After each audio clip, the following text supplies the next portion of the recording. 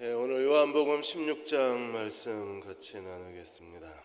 도널드 네이드 박사가 그의 저서에서 많은 사람이 자기의 능력을 개발하고 재산을 더 증식하기 위해서 많은 노력을 기울이는데 더 중요한 시간 관리에 대해서는 소홀히 하고 있다고 했습니다.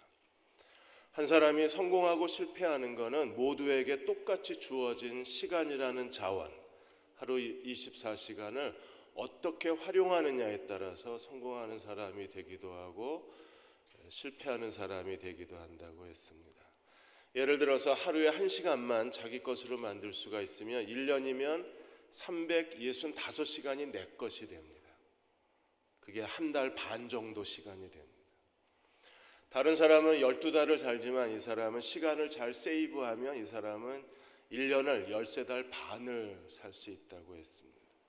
윈스턴 처칠도 시간을 아끼기 위해서 아침에 일어나자마자 침대에서 나오기 전에 그날 하루 오전에 배달된 신문은 다 읽고 하루를 시작했다고 했습니다. 하나님 우리 모두에게 똑같이 주신 또 다른 거룩한 자원이 있는데 바로 성령님과 예수님입니다.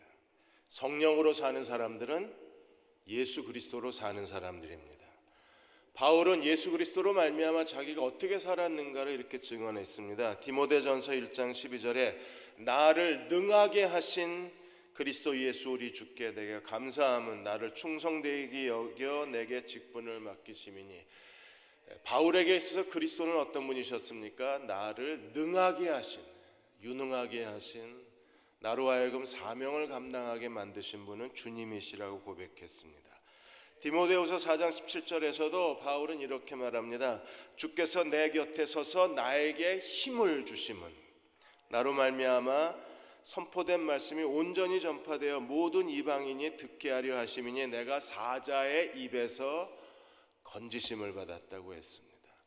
바울이 이방인의 사도의 사명을 감당하도록 예수께서 힘을 주시고 모든 위기에서 바울을 보호하신 분이 되셨습니다.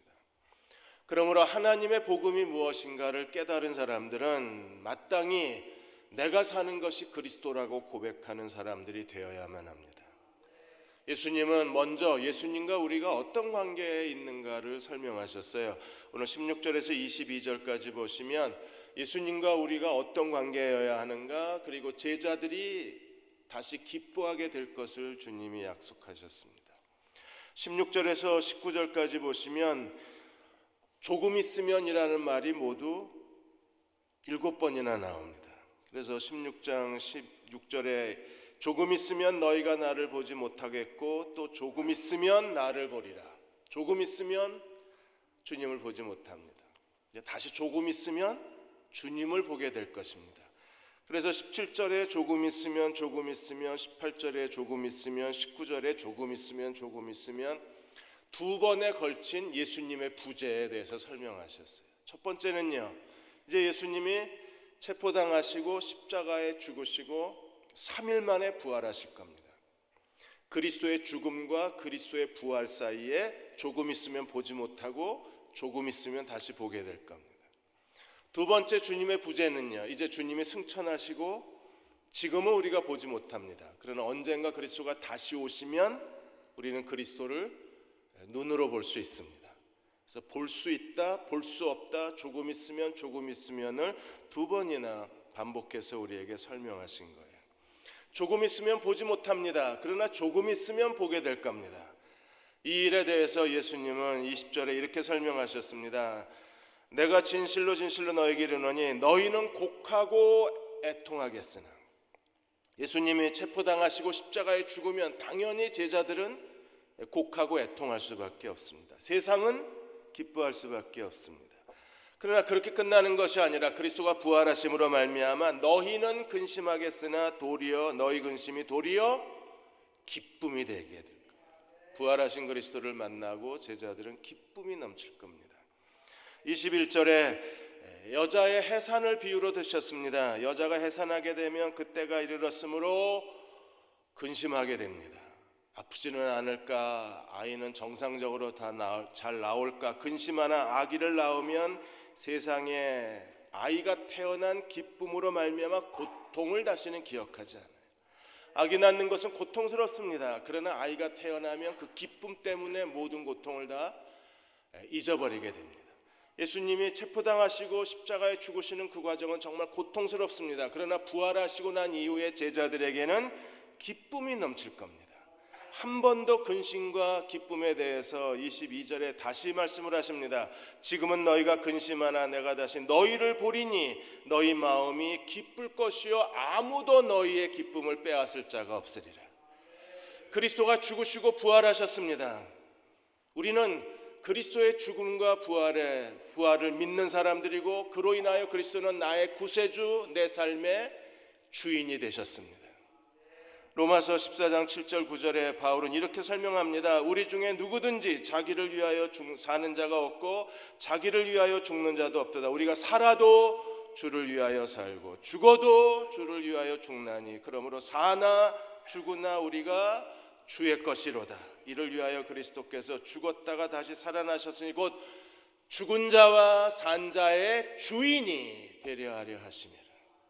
그리스도는 나의 구세주이실 뿐 아니라 내 삶의 주인이십니다.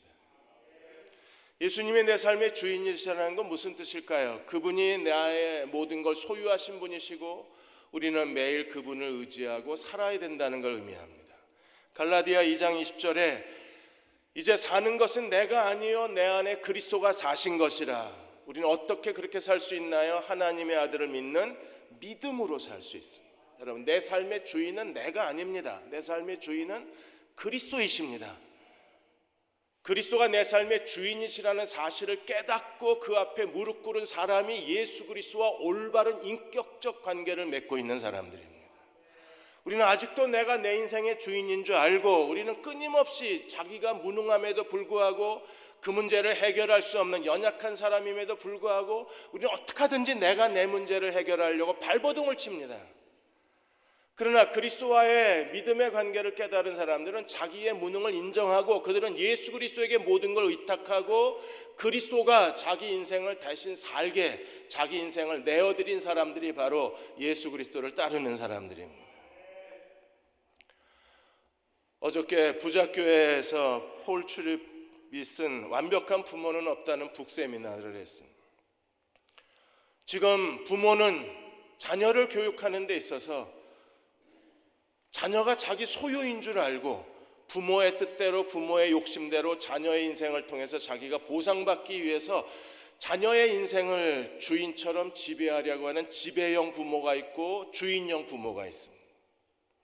그러나 부모의 무능을 깨닫고 내가 더 이상 아이를 변화시킬 수 없다는 사실을 알고 이 아이의 주인이 소유가 하나님이 주인이심을 알고 자기는 스스로 하나님의 대리자가 되어서 하나님의 뜻과 하나님의 목적과 하나님의 섭리를 따라서 아이의 인생을 옆에서 돕는 대리형 부모, 이 사람을 대사형 부모라고 합니다. 우리가 하나님 안에서 아이들을 올바로 양육하려면 자기가 아이들의 소유권을 가진 부모가 되어서 자기 뜻대로 자기가 원하는 대로 세상에서 성공한 사람으로 아이를 키워낼 게 아니라 우리가 하나님의 대리자가 되어서 하나님의 뜻과 하나님의 목적을 깨닫고 그 아이가 하나님 뜻 중심에 서도록 돕는 부모가 바로 대사형 부모가 되는 거예요. 부모의 무능을 인정하고 내가 내 아이를 변화시킬 수 없다는 사실을 인정하고 기꺼이 하나님께 자기의 자녀를 의탁하는 사람들이 믿음으로 사는 사람들입니다. 예수 그리스도가 내 인생의 주인이라고 고백하는 것은 우리의 삶의 전체 영역에서 다 이 믿음으로 살아야 되는 걸 의미합니다. 우리가 자녀 교육뿐 아니라 우리의 비즈니스 사업하는 데 있어서 또 우리가 자기 인생을 스스로 만들어가는 모든 일에 있어서 모든 영역에서 내가 주인이 아니라 그리스도가 내 인생의 주인이심을 고백하고 날마다 그리스도를 의지하는 사람들이 되어야 합니다. 그들이 예수 그리스도와 올바른 관계를 맺은 사람들입니다. 소프라노 신영옥 씨가 모든 사람들이 자기에 대해서 칭찬했을 때 이런 얘기를 했습니다. 예술가가 사람들이 좋아하는 예술가가 만들어지는 것은 본인의 재능과 본인의 열정도 중요하지만 결국에 예술가는 옆에 있는 사람들이 만들어주는 거라 그랬습니다. 그래서 자기는 자기 딸을 위해서 자기의 평생을 희생한 어머니가 계시고, 자기가 연주회할 때마다 그 연주회를 지켜보고 꼼꼼하게 모니터링 해주는 가족들이 있고, 그리고 누구보다도 모든 애정을 가지고 자기에게 음악을 가르쳐 줬을 뿐 아니라 음악회가 있을 때마다 비행기 타고 와서 자기를 격려해주는 줄리어드 음대의 클라우디아 교수가 계시다고 했습니다. 곁에 있는 사람이 위대한 사람을 만들어주는 겁니다. 예수 그리스도가 우리 안에 계시다면 그 주님이 우리를 위해서 하시는 일이 무엇인가요? 예수께서 우리 안에 계셔서 내 인생의 구세주가 되시고 그분이 나의 주인이 되셔서 우리의 인생을 하나님 뜻에 합당하도록, 우리가 자기 인생에 스스로 만족함을 얻도록 우리 인생을 만들어주시는 분이 내 안에 계신 그리스도이십니다. 우리는 어떻게 주님을 의지해야 될까요? 오늘 예수님이 두 가지를 우리에게 가르쳐 주셨습니다. 그 첫째가 23절에 28절까지 우리가 예수 그리스도의 이름으로 기도하라고 우리에게 명령하셨어요.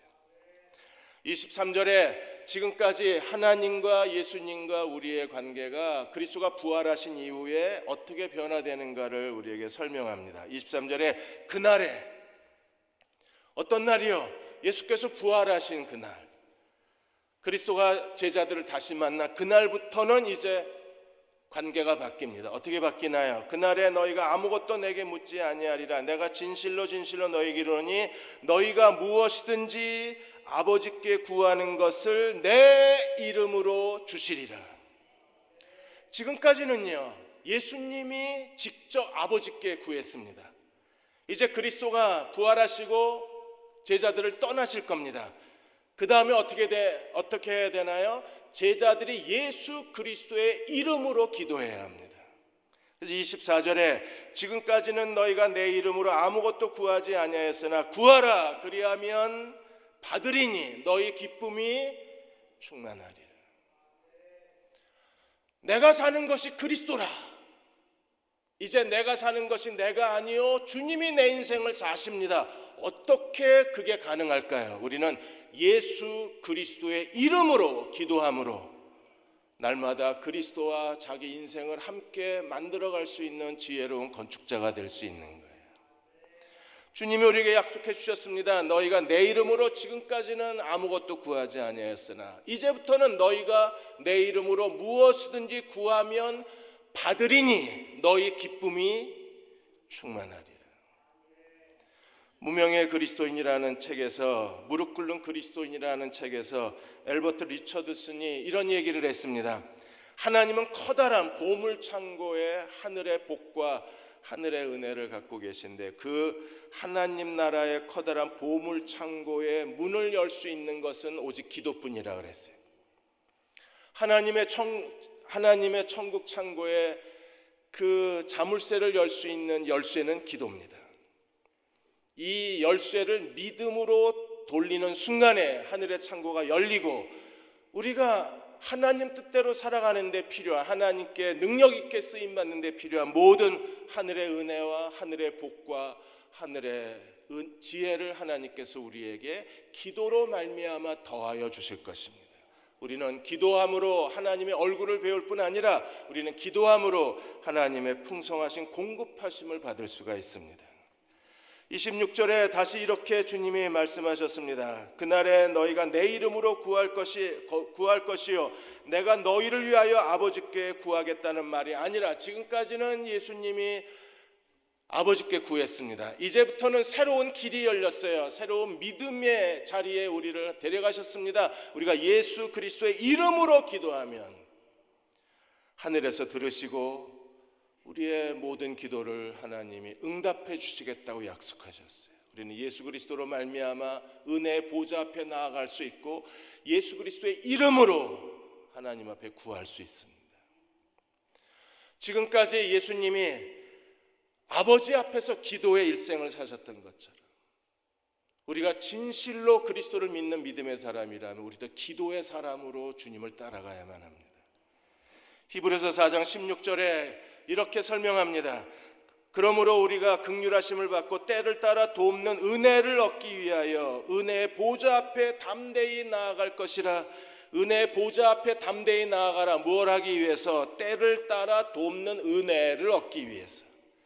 세 번역에는 이렇게 되어 있습니다. 제때에 주시는, 하나님은 한 번도 빠르거나 늦으시는 법이 없습니다. 제때에 주시는 도움을 받기 위하여 우리는 은혜의 보좌 앞에 무릎을 꿇어야 합니다. 예수님 어떻게 사셨을까요? 히브리서 5장 7절에 그는 육체에 계실 때 자기를 죽음에서 능히 구원하실 이에게 심한 통곡과 눈물로 간구와 소원을 올렸고 그의 경건하심으로 말미암아 들으심을 얻었느니라. 개역 개정이 번역이 잘못됐습니다. 새 번역에는 이렇게 되어 있습니다. 하나님께서는 예수의 경외하심을 보고 그의 간구를 들어주셨습니다. 두 번이나 강조했습니다. 예수님이 하나님을 경외함을 보시고 하나님이 응답해 주셨다고 하셨어요. 하나님의 아들이 이 땅에 살아가시는 동안에 그분이 어떻게 사셨어요? 심한 통곡과 눈물로 간구와 기도를 들으시고 하나님을 섬겼어요. 그럼 오늘 우리도 심한 통곡과 눈물로 간구와 기도를 통해서 주님을 따라가야만, 그리스도의 이름으로 기도하고 주님을 따라간다면 하나님은 때를 따라 돕는 은혜를 우리에게 더하여 주실 것입니다. 마태복음 21장 22절에 너희가 기도할 때 무엇이든지 믿고 구하는 것은 다 받으리라. 하나님이 우리의 기도를 들으시는 거예요. 우리는 예수 그리스도의 이름으로 기도하는 겁니다. 그때 하나님은 믿음으로 구한 모든 것을 다 주시겠다고 약속을 하셨어요. 빌립보 4장 19절에 나의 하나님이 그리스도 예수 안에서 영광 가운데 그 풍성한 대로 너희 모든 쓸 것을 다 채워주시리라. 영광 가운데 풍성하신 대로 영광과 풍성한 가운데 너희 모든 쓸 것을 너희에게 채워주시리라. 어떤 사람에게요? 믿음으로 기도하는 사람들에게. 이낙연 총리, 국무총리 후보자가 신실한 크리스찬으로 알려져 있습니다. 전라남도 지사 때부터 그분이 주변 그 지사 청사, 총리 청사 주변의 교회들을 다 방문하시면서 예배를 드리신 분이셨는데 이분이 2003년도에 크리스찬이 되셨습니다. 그리고 그해 10월에 아들이 목숨을 내놓은 그런 수술을 하게 돼요. 이 수술이 성공하면 살고 실패하면 죽는 겁니다. 네, 아들이 목숨 건 수술을 받는 수술실 앞에서 이낙연 총리 후보가 그냥 서성거리기만 했어요.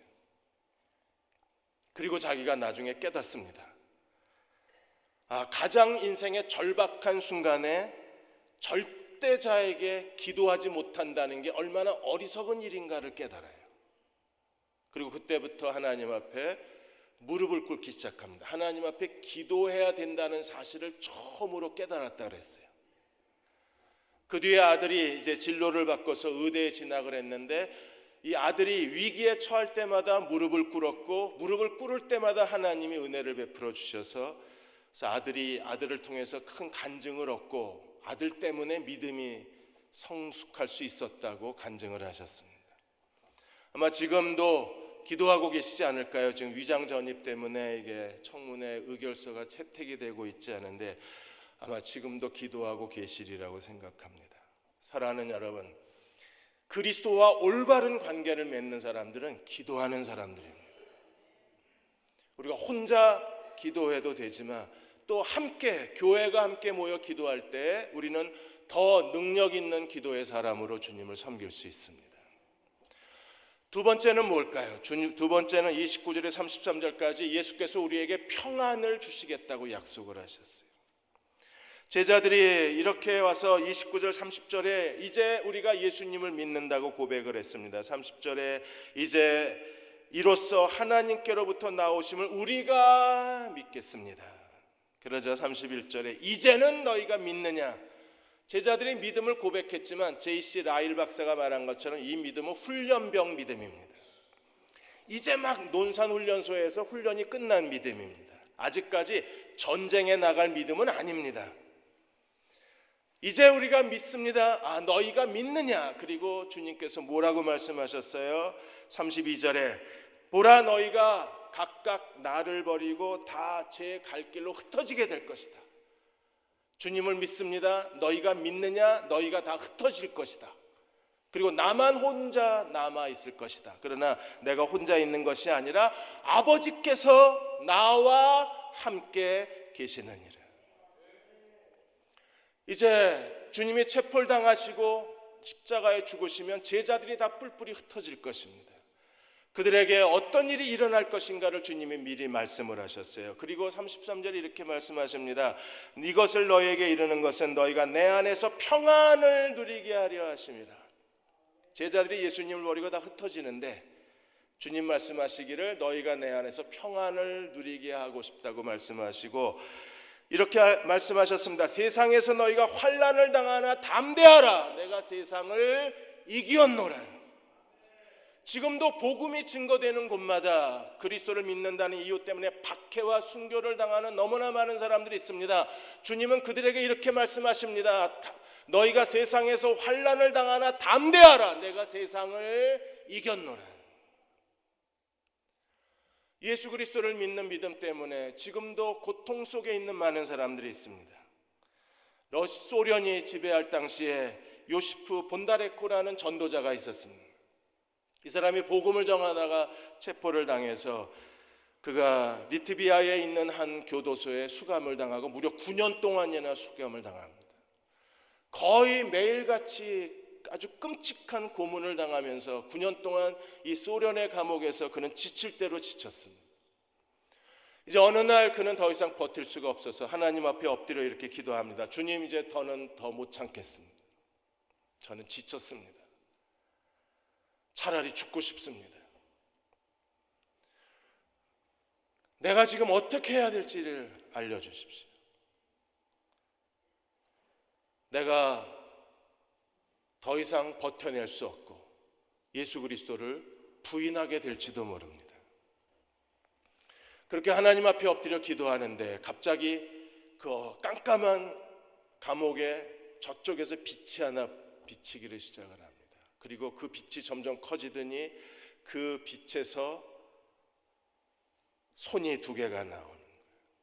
그리고 그 손이 이 전도자를 가슴에 품에 안았습니다. 요시프는 그 빛 가운데에서 나온 2개의 손이 바로 예수님의 손이라는 걸 직감적으로 알아요. 그 손이 요시프를 감싸 안습니다. 그는 끝까지 견뎌내야 하고 예수 그리스도의 이름을 부인할 수가 없습니다. 왜요? 주님이 자신과 함께 있다는 사실을 확인했기 때문에. 제자들이 예수님을 버릴 겁니다. 그러나 예수님은 두려워하지 않습니다. 하나님이 나와 함께 계시기 때문에. 제자들은 세상에서 환난을 당할 겁니다. 그러나 두려워하지 않습니다. 예수님이 우리와 함께 계시기 때문에. 그분은 어떤 분이십니까? 너희가 환난을 당하나 담대하라. 내가 세상을 이기었노라. 주님은 십자가에 죽으시고 부활하심으로 말미암아 죄와 사망 권세와 사탄의 권세를 이기시고 승리하신 하나님의 아들이십니다. 승리하신 그리스도가 우리와 함께 계심으로 우리는 환난을 당하나 우리는 담대할 수 있어요.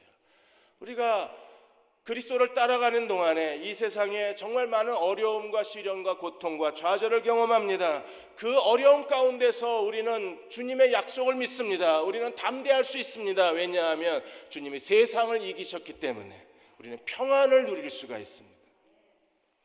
어려움이 와도 괜찮습니다. 여러분, 정말 실패해도 상관이 없습니다.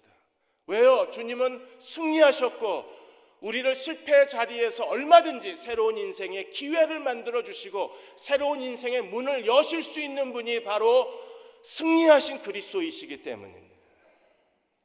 구약의 나오미를 보십시오. 그는 이스라엘 베들레헴에 기근이 들자 남편과 2 아들을 데리고 모압 땅으로 도망가 버렸습니다. 자기들만 편하게 먹고 살자고 그들은 고통당하는 하나님의 백성들을 버려두고 약속의 땅을 버려두고 모압 땅으로 도망가 버렸습니다. 모압 땅에서 남편도 죽고 2 아들도 다 죽습니다. 그리고 다시 나오미가 빈손으로 돌아왔을 때 끝까지 따라온 사람은 며느리 룻밖에 없었습니다. 하나님이 그들의 실패를 그냥 두셨나요? 하나님이 그들의 실패를 외면하셨나요? 아니요. 하나님은 나오미와 룻에게 다시 한번 하나님의 기회를 주셔서 룻과 보아스의 관계를 통해서 이제 나오미의 가문은, 자기 남편 엘리멜렉의 가문은 이제 메시아 가문이 되어서 룻과 보아스를 통해서 다윗의 할아버지가 태어나고, 그리고 다윗이 태어나고, 다윗의 가문으로 예수 그리스도가 오는 문을 열어놓으신 분이 하나님이신 거예요. 우리가 얼마든지 우리의 삶의 평안을 누릴 수 있습니다. 우리가 실패해도 우리에게는 평안이 있고, 우리가 무능해도 우리에게는 평안이 있습니다. 우리가 무능하지만 주님은 가장 능력이 있으신 분이시기 때문에 우리가 그 그리스도를 의지하고 그리스도 앞에 기도하고 주님을 의지할 수만 있다면 주님은 우리의 인생에 새로운 도전을 허락해 주시는 분이십니다. 빌립보 4장 11절에 13절까지 바울은 이렇게 고백했습니다. 내가 궁핍함으로 말하는 것이 아니라 어떠한 형편에서든지 내가 자족하기를 배웠나니 스스로 만족한다 그랬습니다. 여러분, 어디를 가든지 자기 자신에 대해서 만족할 수 있는 사람이 된다는 건 정말 놀라운 경험입니다. 모든 사람이 다 자기 열등감에 시달리고 자기의 부끄러운 모습을 감추려고 그러고 자기 자신을 드러내려고 그러지만 사람들이 자기를 인정해 주지 않는 거잖아요. 그런데 바울은요, 자기는 스스로 만족하는 사람이라고 고백합니다. 나는 비천에 처할 줄도 알고 풍부에 처할 줄도 알아. 모든 일, 곧 배부름과 배고픔과 풍부와 궁핍, 그야말로 양극단의 배부름과 배고픔과 풍부와 궁핍의 모든 환경에서 나는 일체의 비결을 배웠노라. 바울이 발견한 비결이 무엇입니까? 그게 13절에 내게 능력 주시는 자 안에서 내가 모든 것을 할 수 있느니라. 능력 주시는 자. 우리가 지금 내가 어떤 사람으로 평가될지 모르겠지만 내가 스스로 평가할 때 60점짜리라고 평가하는 것은 그게 나의 전부가 아닙니다. 나는 얼마든지 70점이 될 수 있고 80점이 될 수 있어요. 세상에서 성공하라는 게 아닙니다. 적어도 내가 내 자신에 대해서는 충실하고 싶다는 겁니다. 그렇게 가능성이 있는 것은요, 내게 능력 주시는 자가 내 안에 계시기 때문에 그렇습니다.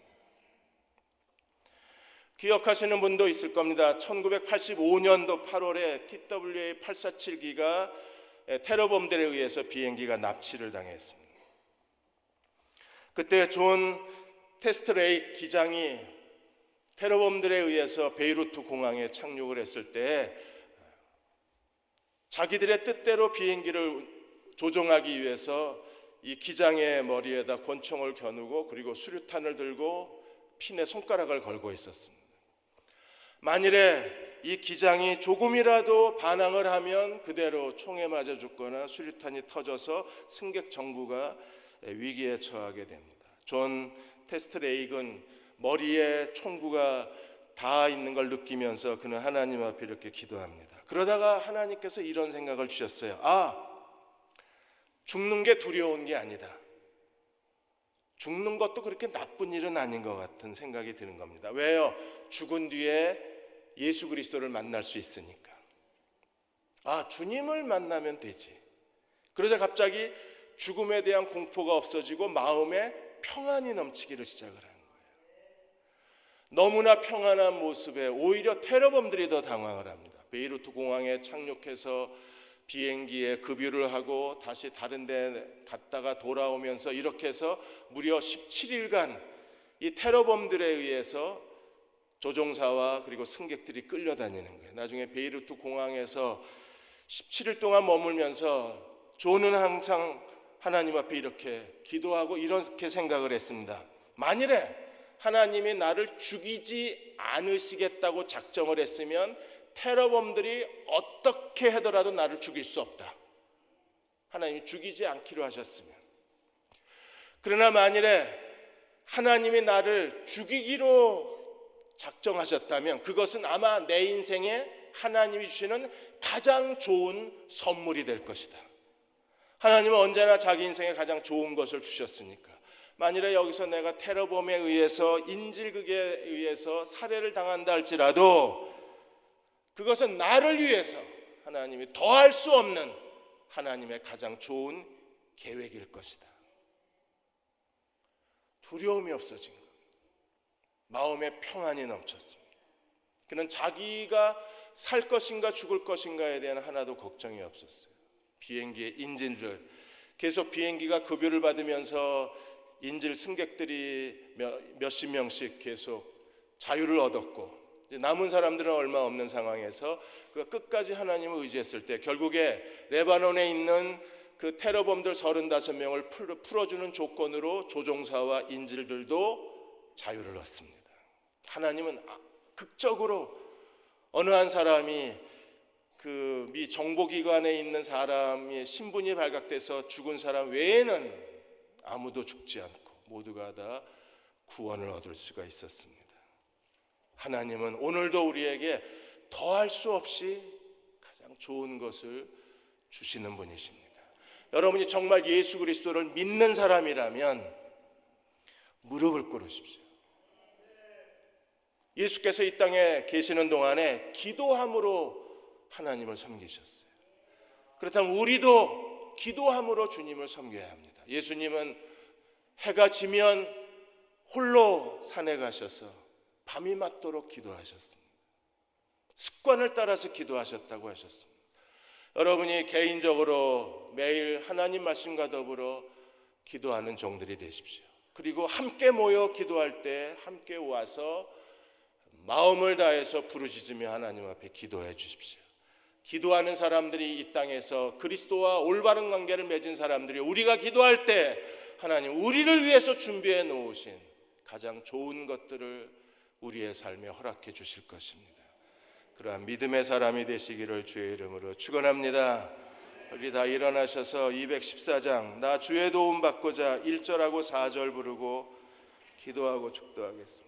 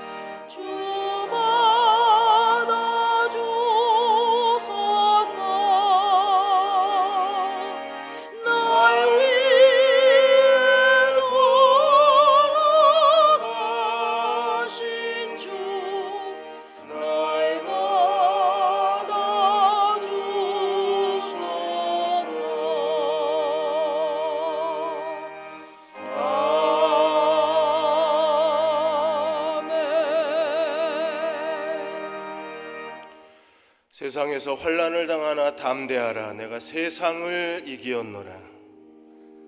그 주님 앞에 기도할 수 있는 사람이 되어야만 합니다. 죽임을 당하신 어린 양은 능력과 부와 지혜와 힘과 존귀와 영광과 찬송을 받으시기에 합당하신 분이십니다. 주님을 사랑하는 마음을 더하여 주옵소서. 예수 그리스도의 이름으로 기도하는 사람이 되게 하여 주셔서 우리가 필요한 능력과 부와 지혜와 힘과 존귀와 영광과 찬송이 주님께 있습니다. 내게 있어야 할 모든 것들이 다 주님의 손에 있습니다. 그리스도로 사는 자 되게 하여 주옵소서. 기도하는 사람이 되게 하여 주옵소서. 평안을 누리게 하여 주옵소서. 우리 같이 함께 통성으로 기도하겠습니다. 아버지 하나님, 그리스도로 사는 자가 되게 하여 주옵소서.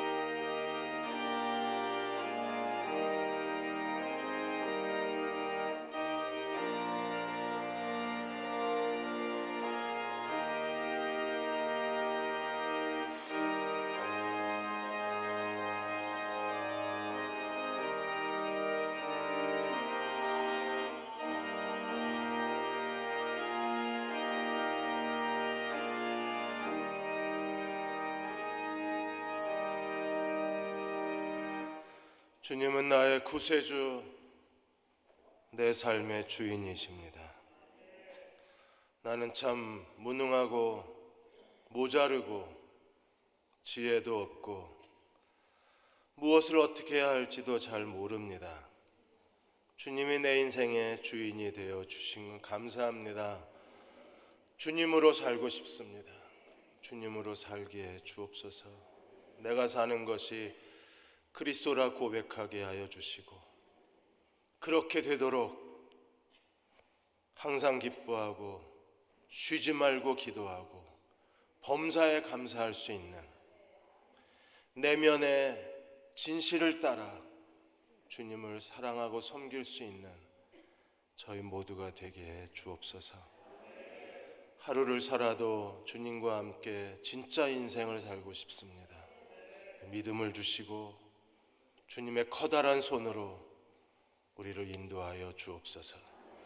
지금 우리를 죄에서 구원하신 우리 주 예수 그리스도의 은혜와 하나님 아버지의 그 크신 사랑하심과 성령의 위로하시고 도우신 은혜가 올해 마지막 주일 예배 드리고 돌아가는 모든 교우와 가정과 사랑하는 아들 딸들과 하나님 뜻대로 살고자 발버둥 치는 이 시대의 젊은이들과 한국교회 위에 새로운 정치와 미래를 한국에 열어주시기를 간절히 바라는 모든 사람들 위에 지금부터 영원히 함께 하시기를 간절히 축원하옵나이다. 아멘.